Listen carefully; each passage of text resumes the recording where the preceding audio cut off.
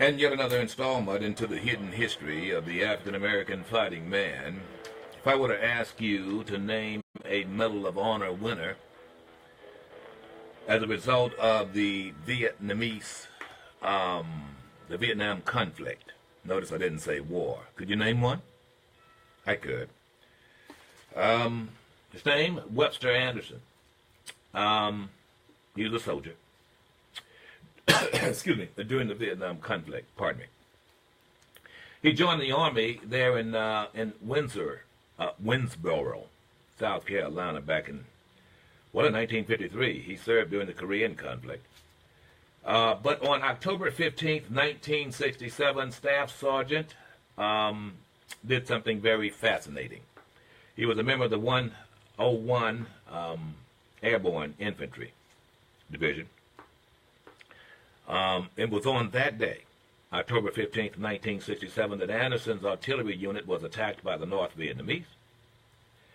And Anderson directed the defense of the unit's position and continued to lead after twice being severely wounded. How wounded, you ask? Well, he lost both legs and part of his arm.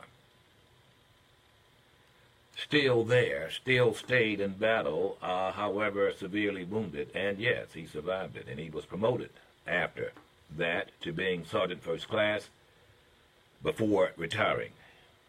And he's the one, ladies and gentlemen, because of his exploits in the Vietnam conflict, who received the Medal of Honor for his actions during battle.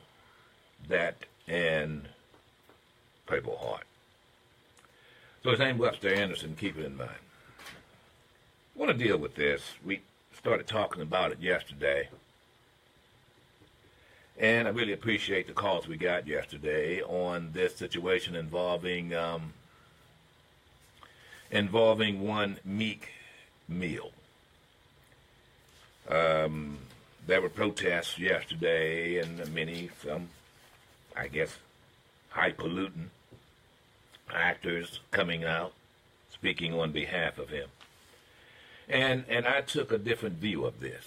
My view of this was one with consideration for a judge who has been, for the last 10 years, trying to help this knucklehead. Yeah, I said it.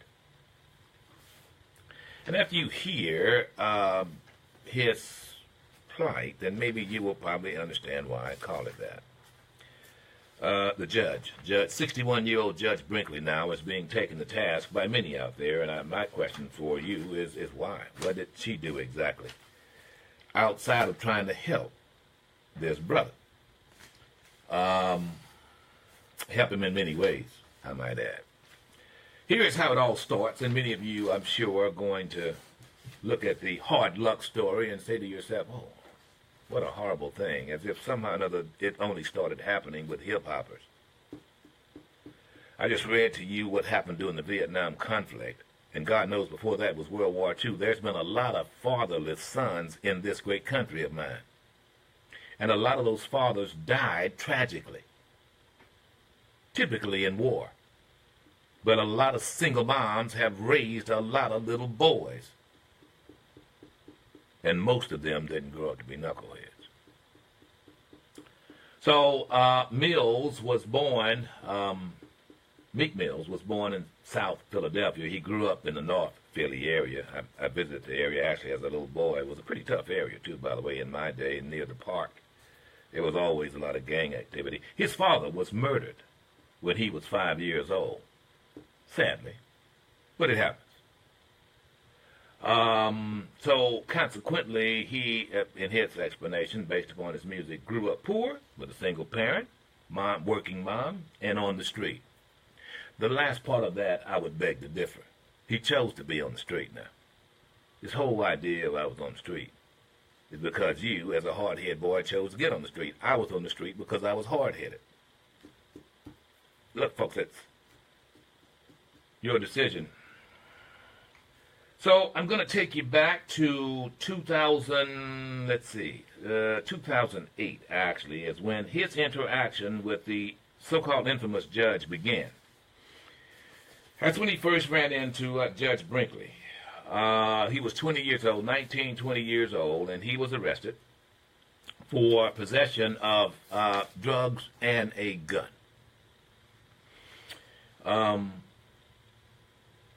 Her quest was to try to save it. That may have been a little bit more difficult than what she thought.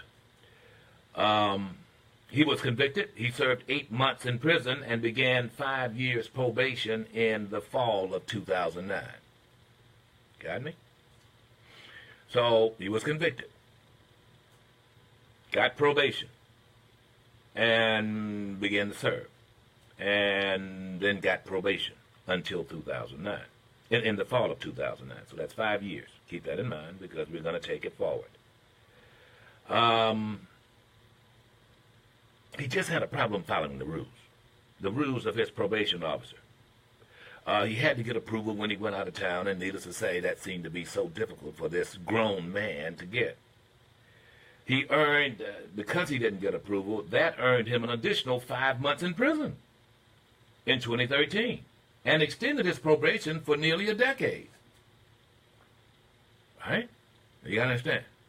Got busted, 20 years old, got probation, and you need to contact your parolee and say, look, I'm going out of town, here's what I need to do. I'll get permission to do that. Didn't do that.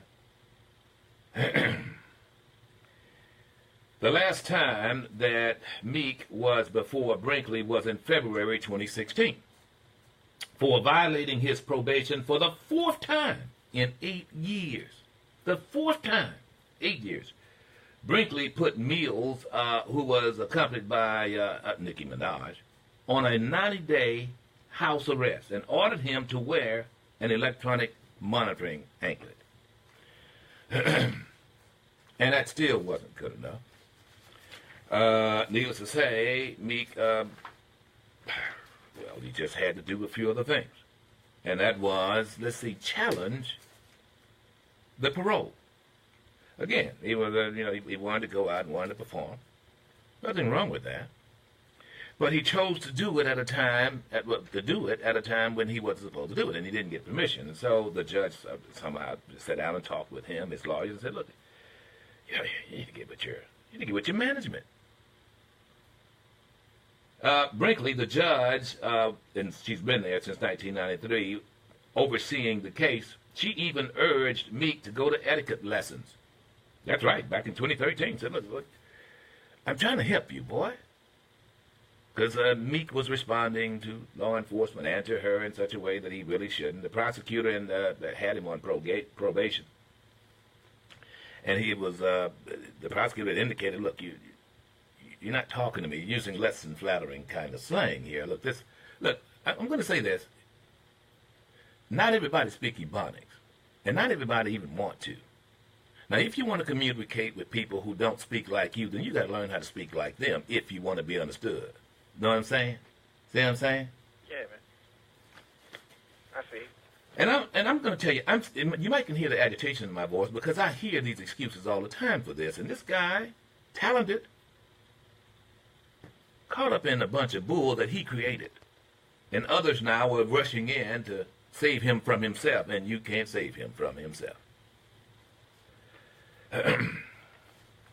So you got the judge here 4 times he's violated, and the judge is steadily trying to talk to him, guided him and his lawyer. By the way, the lawyer that he had this time, the last time, is the same one that Bill Cosby had, and said, "Look, maybe you need to change management, because your manager is not managing you very well, and he's planning these outings upstate New York, at Syracuse. They had a performance up there, and the judge said, "Well, no, you can't go there." Then some of the folks there, the students, started a petition and begged her to do it. She did it, giving this boy all kinds of time. Brinkley also recounted visiting the Broad Street Ministry in Philadelphia after she ordered meal to feed the homeless at the church as a community service. "I'm not going to put you in jail. I'm just going to give you probation, and you got to do community service. You've got to go to the Broad Street Ministry, and you got to feed the homeless so you understand what it's like."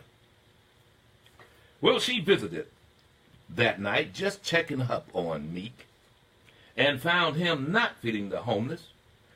But instead, he was enjoying himself.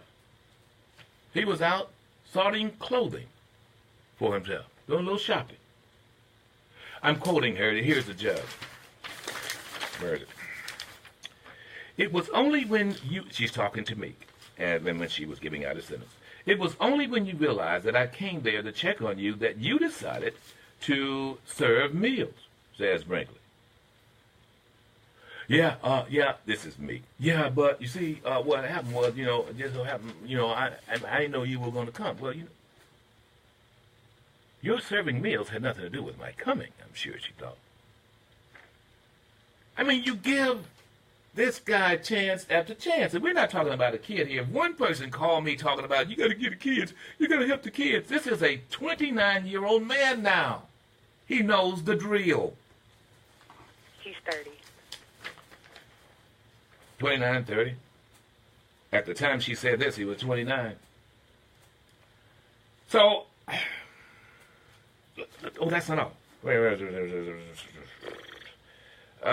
In Manhattan incident was a stunt that someone else captured. I'm going to get to the diversion program. She even put it down on diversion. Let me just tell you what I'm just going to sum this up.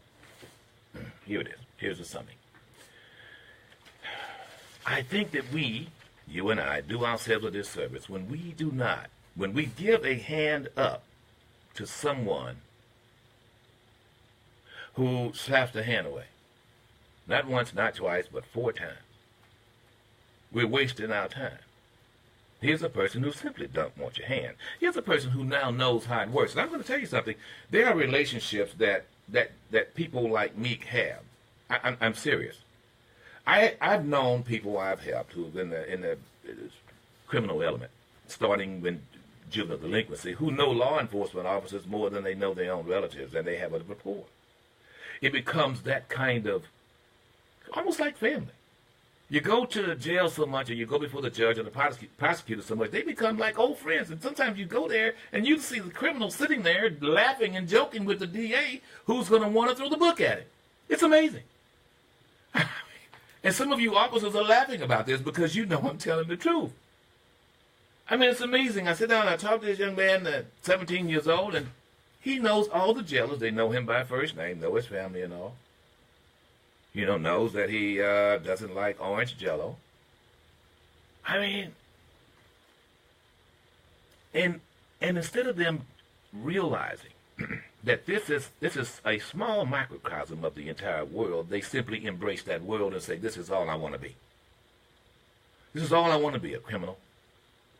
I don't want to be a thug. That's it. I'm a thug. I'm a rapper until this is my world. I come here periodically, get my 3 hots in the cot and my 8x5 cell with the toilet sitting in the middle, and that's part of my life, man. That's my life. That's my life, because that's the life you've chosen now. You've chosen that life. Don't play us though.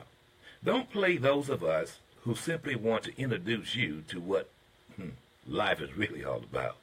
How to do 2 things. Number 1, save your money and not just simply participate in the system like you're doing, volunteering to do.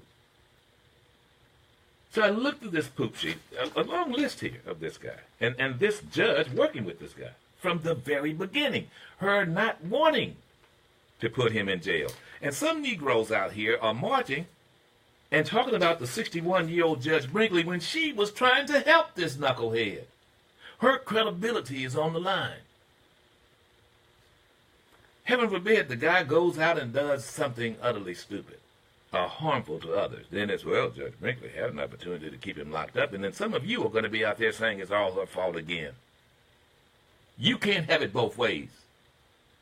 If Black Lives Matter, then that one life, that one black boy's life has got to matter to him. Seems to me it doesn't. And I don't know what it's going to take, bro. I don't know what it's going to take to get this guy to wake up. I mean, DMX went through the same thing. Yeah. One thing's for sure. People like this judge should not waste any more time. There are some people who are not deserving of help. Abe Lincoln said this. He said, slavery It's two people that deserve enslavement. By the way, when you're in prison, you do realize that's enslavement. It's not against the law either, by the way. It's prescribed by the 13th Amendment, which the exemption for enslavement is in prison. Got me? But Abe Lincoln said two people deserve enslavement in his country, my country. That's those who wish it upon others and those who will do nothing about keeping themselves from being enslaved. You want freedom in this free world, you got to act like it. I'm just simply saying, you got to get out here and bust a hump like the rest of us. Somewhere around 3:30, 4 o'clock, there's a long line. Well, not super long. You can see the cars on the industrial seaway. And those guys getting up, going to jump on those concrete trucks behind us. Some guys who maybe even had some problems in the past, but guess what? They figured it out and realized that what they've got to do is do the hard task of working for a living. Don't give me that bull crap about, well, that's why I got to go to the streets. You go to the streets because it's easy. It's as simple as walking out your door and getting in the street. Guess what? You're in the street. Going somewhere, though, demands a whole lot more, and you don't want to do that. You don't want to go out there and wait for a bus like your mama and go down and work with some folks who don't appreciate her. 8 hours.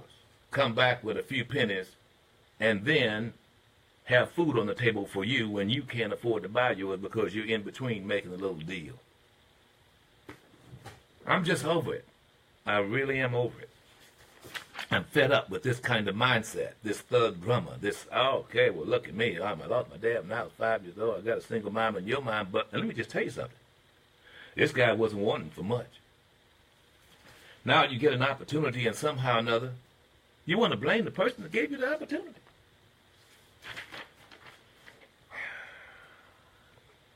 4 times this guy has violated, and that's not to mention the numerous times that he has actually gone in and talked to the judge, who's trying to even speak his language and offer him some kind of idea as to how to now not blow his wealth.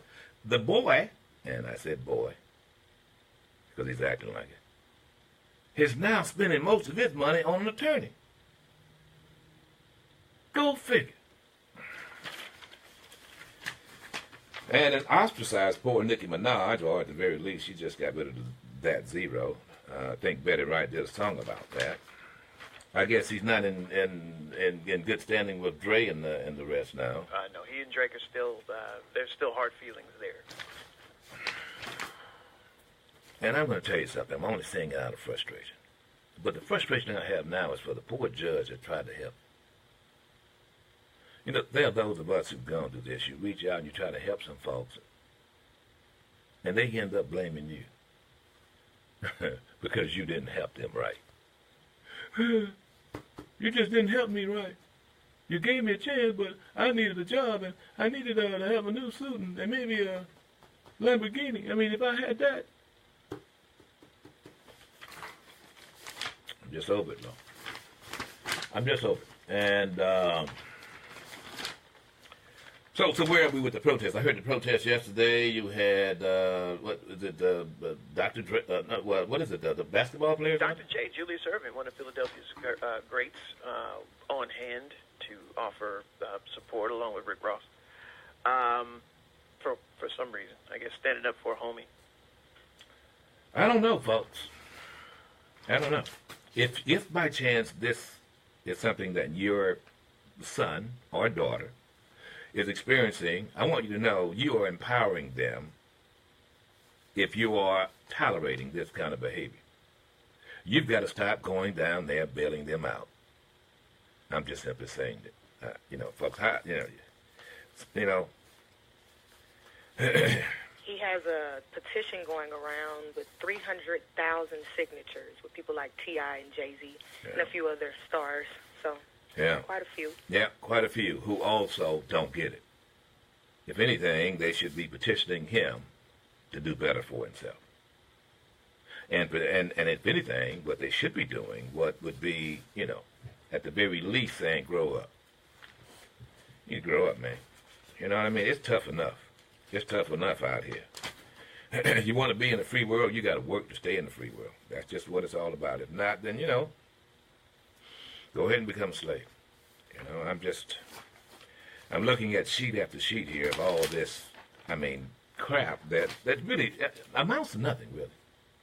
They videotaped the guy popping a wheelie there in Harlem on a motorcycle. Normally just a ticket. Yeah, normally just a ticket, and really it was reduced. The other thing with the fight, you remember the guy he got in a fight with at the airport? Well, that guy has criminal charges been filed against the guy that he got in a fight with. The guy that wanted the picture. Yeah, and the guy has been fired. And many of the things has been reduced. And don't get me wrong, that can happen. In other words, somebody come up on you wrong. But it's over and over and over again. It's like at some point, the judge has got to say, what's the matter with you? Do you understand how some things you just have to avoid? You don't have to jump when everybody says frog. If you are a star, let somebody else jump for you. There's nothing wrong with saying, it's okay. Now, I don't think I'm going to go over here because if I go over here, here's what's going to jump off. So things pop off, bro. There are some places you can't go. Just can't go? You just can't go. And once you see things going south, look, it doesn't say anything about your ego or your strength when you say, no, you know what? That's not a good idea to go there because this guy's going to be there and something's going to pop off. Oh, weren't you scared? No, I don't want to be bothered. I just assume go home with my lady instead of the police. That to me is sense. Has nothing to do with strength or ego. It has to do with, get this, the smart man always wins. Well, that's enough of that. Look, if for you guys who emailed me and decided to chat about, well, I'm coming down hard on Meek Mills, well, here you have it. Here you have it. You got violations listed, at least 4. You got a judge that's working with him and trying to keep him out of jail, and he's still there trying to get back in. So it is. All right, I want to touch on something else that is a Mississippi local situation here. I want to go to Ocean Springs because I understand that the good Mayor Dobson there, Shay Dobson, who decided to put up the unofficial state banner at the city hall there. And if you've never been to Ocean Springs, for those who are listening, we're in Tallahassee or in Detroit, or my friends listening right now in Portland, I would highly recommend it. If you come to Mississippi, the Mississippi Gulf Coast is where you need to go. I'm sorry, Jackson. I'm just telling you. But especially sleepy little towns like Pasquistan and Bay St. Louis, kind of right on the Gulf of Mexico. It's really gorgeous. I mean, Gulfport, Biloxi, all of the little cities here that dart the coastline or have views of the Gulf. But Ocean Springs is just a nice, quaint little place that's always been that way. And it's just artsy, walkable. And so Shay Dobson, upon being elected, decided that he would raise the unofficial state banner with the single most recognizable symbol of a divided country, which is the battle flag. It's just, and white supremacy, by the way. Maybe that's why it's reasons. But he, consequently, there were protests. And I'm going to tell you, as a result of those protests, I think he had to acquiesce. With that said, I want to go, where's my sheet here? There's somewhere hiding from me. Where is it? Okay, here it is. I want to go to, where is it, on 3. I want to go to Miss Leah Campbell, who is president of the Mississippi Rising Coalition, which is a nonprofit there. And trust me on this, their activism has been well documented, and I really appreciate what they're doing. Good morning, Leah. How are you? Good morning. I'm a little tired, but elated at the same time. Today we're going to take this opportunity to celebrate a little bit. Well, very good, and I think as you should. But be very, very careful doing that, because I must tell you, you may not need to look a gift horse in the mouth. Next thing you will see is a state flag hanging from the across the bay on the bridge there. Of course, no, I agree with you there. We know full well that just because the mayor made the right decision yesterday, it by no means that the fight is over. So, You know, I'm going to tell you something, ladies and gentlemen. The fight has been going on for quite some time in this state. I mean, there's been several situations going back, even within my lifetime, going back to 1968.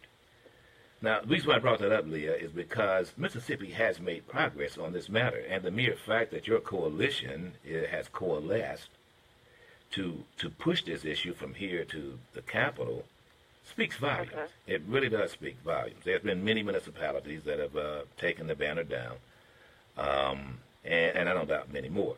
So how did this come about? I know that there was you guys appealed to them, to the mayor, to remove it, and then it ended up on Facebook, and the alt-right, neo-Nazi white supremacists seemingly responded. mhm. This is actually a culmination of about 3 to 4 months worth of work by our coalition and others. When the mayor first put the flag up on day one of his administration, we took action immediately and met with him, had a very frank discussion with him. We just got organized very quickly, and we organized with Macedonia Baptist Church, and at this most recent Board of Aldermen meeting, we had at least 10 residents get up and speak from the heart about what the flag means to them. We've had residents get up and speak to the economic impact of the state flag. We've had residents meeting with aldermen. So it's been a culmination of 4 months of work, and I'm extremely proud of the residents of Ocean Springs. What do you think, I don't know, I guess, finally caused his decision to take it down? I think it was the negative publicity that the city received from this most recent Board of Aldermen meeting and those comments that you referenced by the alt-right on the city's Facebook page. I think it was also a result of pressure put on the aldermen by the citizens. Yeah. The mayor actually mentioned to WLOX last night that he could take the heat, but when the pressure started mounting on those around him, he decided he needed to make this decision. So therefore, he posted, I believe this decision is in the best interest of the city in order to move forward and focus on what makes Ocean Springs great. Has he talked with you since he decided to take it down? No, he hasn't. I simply posted a thank you on social media. I honestly don't expect him to reach out to me personally. We've had a fairly adversarial relationship over the past few weeks. So maybe in time, we'll get the opportunity to talk about it, but I don't expect to speak with him personally in the immediate future. Yeah. So is it only at the city hall, or has it also been taken down at fire stations and other places?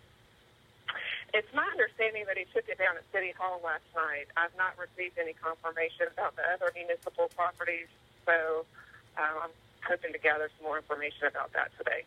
Yeah. Last question. He was pretty adamant about not even taking down the Facebook page until he grudgingly, it became obvious that there was alt-right, neo-Nazi dialogue on the page. But he suggested that it was all about free speech here. Has there been any pushback that you've heard of against the mayor, or any protests to the contrary of him taking it down there in Ocean Springs? Not specifically. There have been several comments on social media in opposition to him taking down the post and the comments, but we haven't addressed that specifically. Let me tell you something, ladies and gentlemen.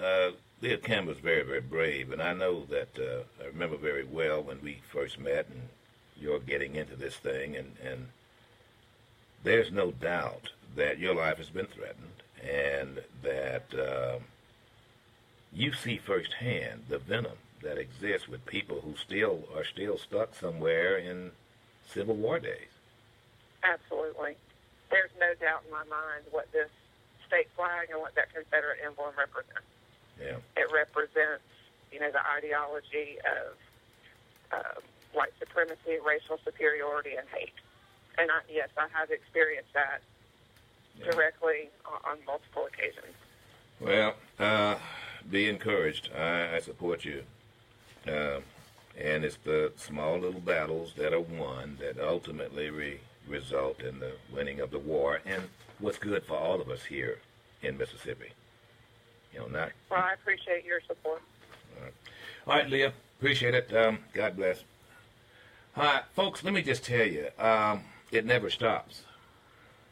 Speaking of alt-right, what I heard in Congress in the hearing with Jeff Sessions Clampett, I'm sorry, he just looks like Granny. Just like Granny. He does. And I think, yes, there was a Saturday Night Live have him pegged with the actor. And did you know that? Actress. That's an actress, yeah, that's a female. I'm going to play some of the questioning of Sessions, and it just, as I listened to it, I just thought to myself, surely this is not the highest levels of, this is the top cop. This guy is the Attorney General. He represents the people, all the people of these United States, and to hear him answer questions the way he did and imply that, well, he's not lying and didn't perjure himself. You're going to hear, and I'm just going to let you hear it firsthand. I will, only because that's what I do. I'm just shocked. I really am. When you hear from Representative Ted Lieu of California, and then Karen Bass, Representative of California, asking about this, they came out with this black identity extremist, and to hear her questions of Jeff Sessions regarding the Ku Klux Klan, and to hear how this Alabama former prosecutor, federal prosecutor, and senator, how he responds is just, it just makes you, well, it's sobering. And it tells me I need to really be prepared going forward. Hang on, we'll be back. The Jackson Advocate newspaper has been the voice of black Mississippians since 1938. The Jackson Advocate wants to come into your home each week and